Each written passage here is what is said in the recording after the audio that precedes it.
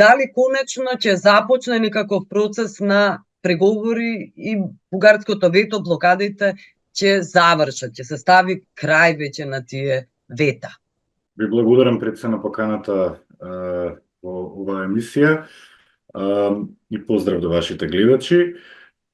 Што се однесува до вашето прашање за бугарското вето, кога тоа ќе всушност сега во моментов, нели формално правно гледано немаме вето, туку се очекува исполнување на обврската која произлегува од преговарачката рамка, тоа се уставните измени. А во моментот кога всушност топката е кај нас, се очекува прво ние да ги спроведеме уставните измени, а потоа да продолжиме со втората меѓувладина конференција.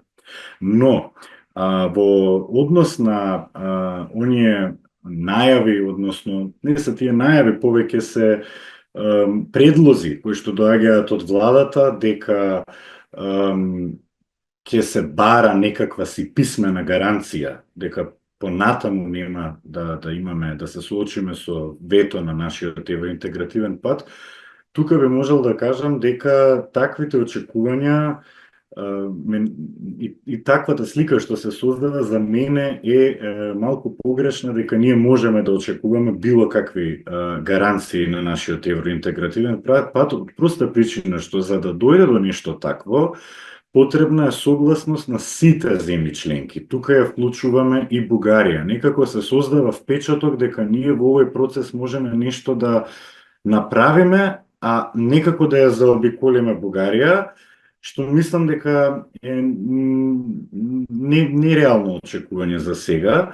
Така што јас не би играл со такви не би го менаџирал така очекувањето на јавноста дека ние сега некакви гаранции ќе добиеме. И не само заради Бугарија, туку Европската унија е еден динамичен ентитет. Утре може да се случи некоја друга земја членка да не блокира од проста причина бидејќи нема да биде веќе заинтересирана за проширување. И не само земја членка, може да биде некоја влада, некоја политичка партија. Ние гледаме во Европа сега се случува подем враќање на десницата.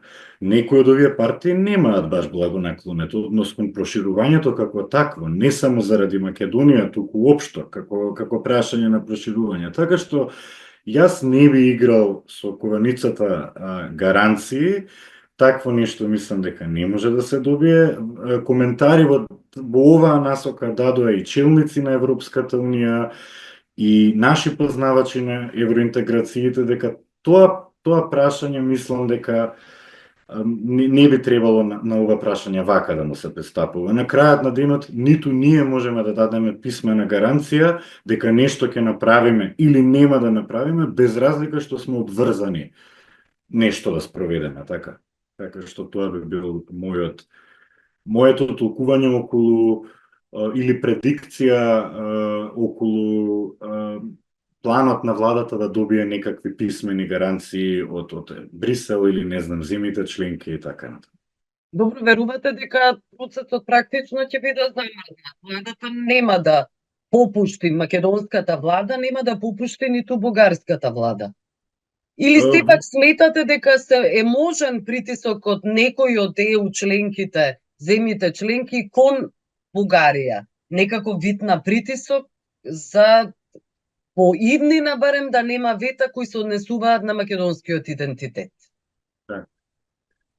Притисок од страна, како и претходното прашање, исто така мислам дека тоа не е баш продуктивно и целисходно размислување, заради тоа што ќе потсетам и во минатото. Тоа е една традиционална, да речам, мантра која што се провеува во македонската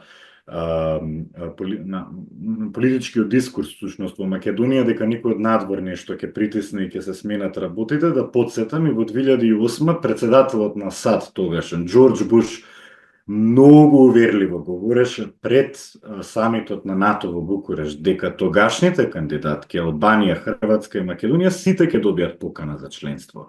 Тоа не се случи, како што знаеме од историјата, така што Јас не би играл на таа карта или очекување дека некој ќе притисне, но што се однесува до вашето прашање околу попуштањата или оние црвени линии, ете да ја искористиме терминологијата која што постои во јавниот простор.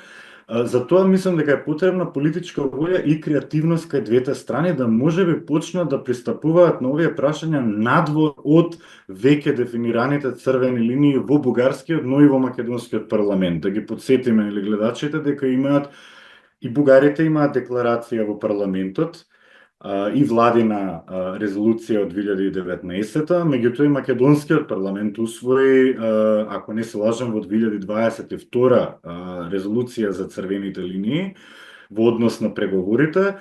Јас тука мислам дека пресудна ќе биде политичката волја и креативноста на челниците од двете земји да ги заобиколат оние најжешки костени, да се изразам метафорично, и да продолжат со разговорите во една посмирена атмосфера.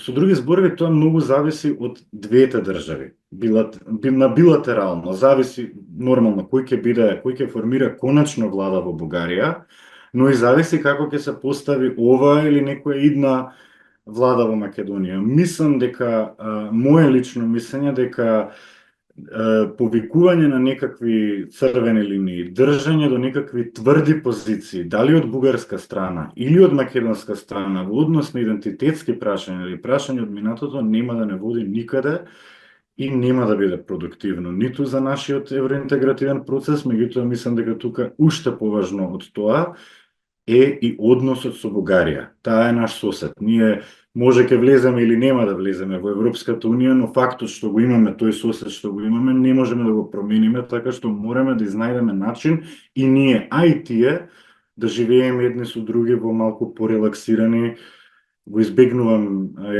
придавката по-европски, меѓутоа по-дефинитивно по-добрососедски услови.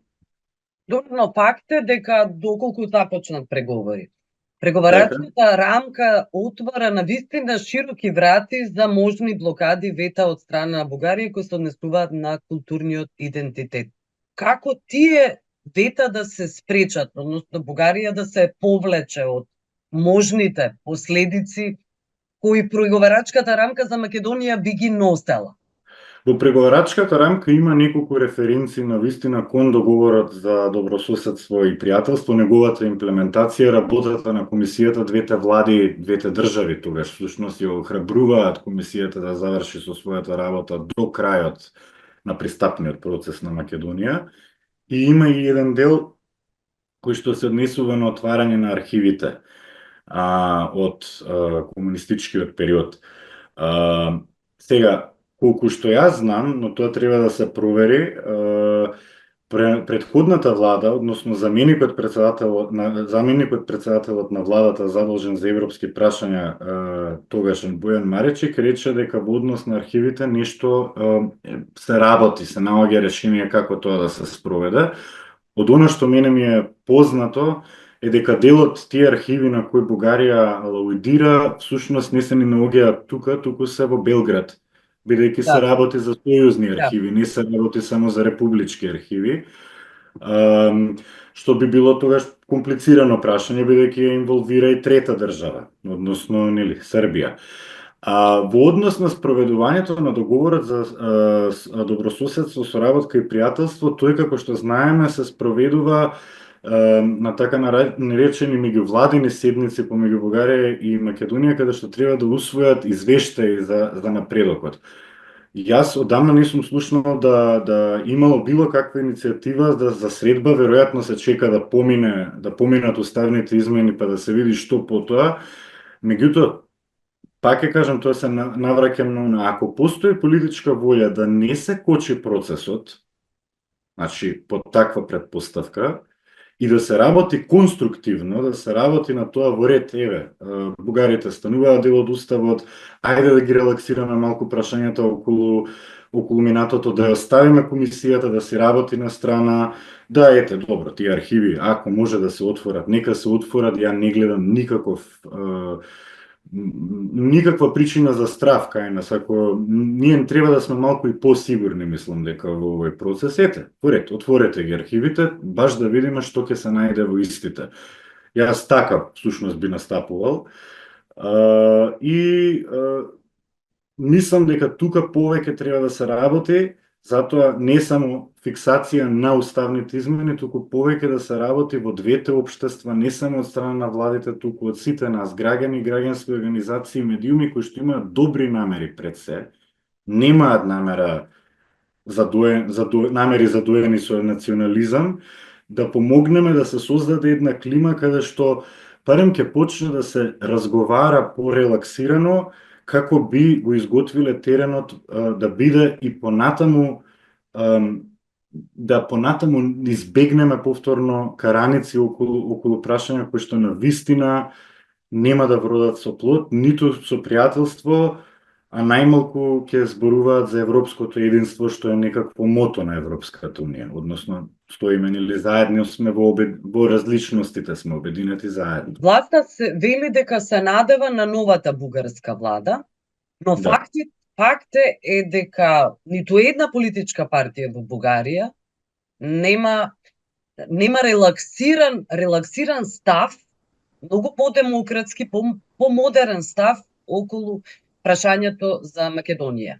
Спомнавте и дека има и декларација донесена во парламентот, практично не може да се гледа оптимизам во новата бугарска влада кога веќе се зациментирани тие тврди позиции од нивна страна. Јас не би настапувал со голем оптимизам, секако мислам во секоја работа, не само во ова прашање, но исто така знаеме дека владата која што го стави ветото, така зборуваме владата на Борисов. Борисов тогаш во неговиот мандат направеше неколку постапки кои што може да се толкуваат и како пријателски и како непријателски настроени кон Македонија. Така што јас не би играл само на карта што политичарите зборуваат, туку и што политичарите прават. Ако сегашната наша влада, особено под предпоставка да ГЕРБ повторно може да се врати на власт како некоја партија која што има поголема шанса, да речем, од другите политички партии да се врати на власт во Бугарија, доколку нашите, сега исто партиско семејство се, нели Европска народна партија, ако успеат да ги искористат тие канали за да поразговараат, еве нека биде и зад затворени врати, каков настап би граделе во иднина, и нема да биде прв пат на Балканот, ниту во Македонија, а сигурен сум ниту во Бугарија, да настане една амнезија, условно кажано, за поранешните конфликти и да се премине преку тоа и да се отвори некоја нова страница. Впрочем, се сеќаваме дека долго време и во Грција ние бевме од грчка страна навикнати да слушаме секакви работи за уставното име и така натаму. Да, некој ќе рече Ципрас е многу поинаков политичар и дека во Бугарија не можеме да најдеме Ципрас во моментов. Меѓутоа, мислам дека ако се настапува од добра волја, јас мислам дека бугарското општество е обременето со многу други прашања и не е Македонија толку централна тема колку што можеби бугарските елити сакаат да ја направат предизборно или за да освојат некој поен, така што предпоставам и таму нема да можат вечно да играат на тоа прашање. На крајот се поставува прашањето, нели, добро, зошто 8 пати одиме на избори? Значи, постојат горливи прашања, корупција, организиран криминал. Нема да може вечно да се игра на тоа прашање, на нивна страна, и јас повеќе би работел на тоа да нашите партии, без разлика дали се на власт во опозиција, значи СДСМ, ВМРО ДПМН и другите партии, со своите колеги од бугарска страна, значи преку тие европски партиски семејства, социјалисти, демокристијани, либерали, зелени и така натаму, да почнат да остваруваат контакти, уште пред да се седне на маса и да се гради стратегија. Добро, како ова? Бидејќи се направи една штета што можеби елитите нема да трпат некоја лична консеквенца, меѓутоа општествата ќе трпат.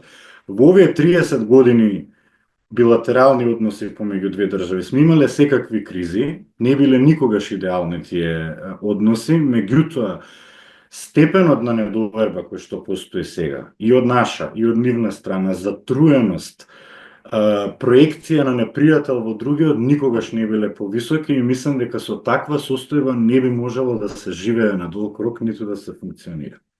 Да, околу надеждите на новата влада, освен за новата бугарска влада, има надежди и за новата американска влада. Так. И за новиот американски председател.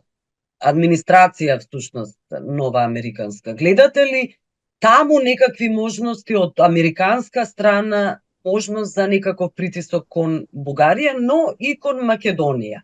Па видете се, теоретски е тоа возможно, меѓутоа пак ќе кажам, тоа се навраќа на она прашање не дека ние ќе очекуваме дека некој ќе го среди проблемот. Америка би можела да се вмеша доколку Америка процени дека проблемот помеѓу Македонија и Бугарија ги загрозува американските интереси. Тоа единствено можам да го толкувам само во контекст на руската агресија врз Украина во моментов. Бугарија е важна земја членка на НАТО низ призма на агресијата. Таа излегува на Црното море, што значи дека е потенцијална цел на напад од страна на Русија. Сега, доколку нашето прашање со Бугарија почне да се меша во некои безбедносни динамики, во хипотетичко сценарио на продолжување на конфликтот, негово зајакнување и така натаму, тогаш предпоставувам да. Но очекување дека Доналд Трамп ќе се вмеша бидејќи тој има некакви посебни афинитети кон Македонија или нашата влада или посебни афинитети кон Бугарија и бугарската влада би било кусогледо. Мислам дека и во Бугарија повеќето партии искрено гледа позитивно на изборот на Трамп, така што веројатно и тие се надеваат нели на некаква си соработка и поддршка, но мислам дека тоа би било кусогледо. Од двете страни сакам да кажам. И околу финансиска поддршка, власта на голема врата, на големи звона, всушност, македонската власт ги најави можните инвестиции, можната економска соработка, инвестирање од страна на Америка во Македонија, иако тоа ништо практично немаше прецизно, конкретно, за разлика од Србија и договорите на американската влада со Србија, кои беа многу по-конкретни, многу по-детални. Така, навистина, значи, нашата влада, па и председателката, имаа средба со соработници и блиски луѓе на Трамп во таа, да речем, во првото тримесечие на новата влада, каде што се ветуваат тие големи инвестиции и така натаму, но ние немаме ништо видено конкретно. Сега јас тука би го ставил, дали ќе видиме нешто, тоа не би можел да знам, тоа зависи многу и како Трамп по изборот. Значи, пред изборот е една динамика, но по изборот и по неговото стапување на функција, треба да се види како тој ќе ја води инвестицијската политика на САД, односно кон што ќе ги насочи инвестициите. Од друга страна, јас кај нас би играл многу предпазливо. Јас ја разбирам од некоја, да речам, гледна точка на ново избрана влада, желбата на нашата влада да прикаже дека сега ќе прави не знам си какви инвестиции тука. Меѓутоа, ова е работа што ние слушаме 30 години од сите претходни влади. Инвестиции, што се немаме добиено како ветување, нели, како граѓани, но многу од тие планови не се оствариле така како што ни биле презентирани. Затоа јас тука би играл повнимателно со менеджирањето на очекувањата. Ние требаме да бидеме свесни кое е нашето место на глобалниот инвестицијски пазар. Ние сме многу мала економија и од регионална, а од тука и од европска и од светска гледна точка. Не го кажам ова за да не деградирам или да не обесхрабрувам, него кога се проектираат некакви планови и градат некакви очекувања, да се има малку пореална слика за тоа колку ние можеме да бидеме привлечни. И ако веќе можеме да бидеме привлечни, што е тоа што ние можеме да го понудиме? Така што Во оваа ситуација сме ставени во неблагорадна ситуација да само толкуваме што би било кога би било, бидејќи немаме, како што и самата рековте, никакви индикации дека нешто ќе дојде, до некаква инвестиција ќе дојде. Јас би оставил на времето да почека, па да судиме за некое време, да се Да. консолидира и власта и таму во САД. Власта вели дека едно дали ќе започнат преговорите со Европската Унија, нивниот фокус мора да биде, ова го слушаме со децении од сите власти, не е само ВМРО ДПМН, велат дека фокусот ќе биде во реформите. Што се однесува и можеме да говориме и за американската црна листа, која се однесува на коруптивните сделки на функционерите, но за овие 6 месеци ние не видовме ниту една мерка од страна на македонската влада која би работела во реформи токму во оваа насока за која таа вели дека ќе и биде фокусот, сеедно дали почнуваме преговори или не. Така да се согласувам. Значи, црната листа тука не ви говорел многу долго, бидејќи само мислам дека е доволен цитатот од изјавата на амбасадорката Аджелер. Ако ние имавме можности да докажеме поврзаност во висок криминал и корупција, такви докази треба да имате и вие. И мислам дека тоа треба да ни биде некаква водилка. Значи, нека служи таа листа како допрем глас, меѓутоа, ајде да видиме што ќе се случува на терен. Впрочем, и ова што сега ни се случува со поранешниот вице-премиер Груби, кој е избеган, пак јас тука не гледам дека она за што го товарат е поврзано со некаков си висок криминал и корупција, така како што беше опишан или представен од страна на црната листа. Што се однесува до реформите, да, навистина, она што го слушнавме до сега беше само распуштање на судскиот совет, јавно обвинителскиот совет, како мерка тоа беше критикувано и од Европската Унија и од домашни правници, кои што дадоа многу добри аргументи зошто не би требало да се пристапува кон нешто такво, дека е тоа сериозен проблем и од каде треба да се почне во реформи во правосудството, односно да, што е првично, што е примарно е веројатно прашање за милион долари. Меѓутоа, јас би рекол, ајде да почнеме од тоа што веќе го имаме како рамка обезбедено токму од самата Европска Унија, да подсетам, ние имаме заклучоци од оценската мисија на Европската Унија. Јас немам слушнато дека нешто се постапува по сериозно по тие заклучоци или дека нешто од тие заклучоци произлегло како законски предлог од страна на владата и така натаму. Значи да видиме таму. Имаме исто така добиено низ годиниве наназад. Премногу предлози од нашето граѓанско општество, домашно граѓанско општество кое што се бави со темата и дало креативни предлози. Во неколку наврати се зборуваше и за ветинг, тука нели доаѓаше како предлог и од ДУИ како партија, меѓутоа и од други фигури во јавноста. Не знам, агностичен сум кон тоа прашање, морам да бидам искрен, затоа што ние треба да ги погледаме и според бените искуства за држави кои спровеле ветинг, например Албанија. Албанија е пофалена, меѓутоа Албанија исто така се соочува и со недостаток на судии баш поради тој ветинг, така што секогаш приказната има две страни и затоа наместо брзи решенија или преземање на некои примери од странство и лепење на оваа почва овде, јас би предложил да се пристапи или кон детална студија, детално истражување за детектирање на слаби точки зад која ќе застанат сите чинители, една стратегија зад која ќе застанат сите чинители во политиката и во општеството, бидејќи ова не засега сите нас.